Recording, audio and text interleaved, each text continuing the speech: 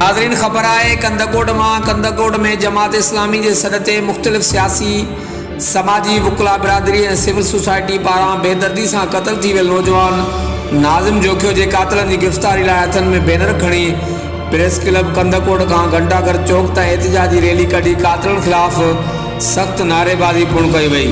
इन मौके ते अॻवाननि अब्दुल फताह पठान, उबैदुल्लाह गोलो, मोहम्मद नवाज़ बंगवार, खादिम हुसैन गोलो, अब्दुर्रहमान पठान, फाइक अली जखरानी समेत बिन खिताब कंदे जो तो नाज़िम जोखियो के पंहिंजी धरती के नंगन और जीवत के बचाने के ॾोह में बेदर्दी से तशद्दुद करण बाद क़त्ल किया वियो। पर अफ़सोस जो सिंध हुकूमत पंहिंजी पार्टी के चूंडियल कातिल नुमाइंदनि के गिरफ़्तार करण लाइ को तारुक न वरितो आहे।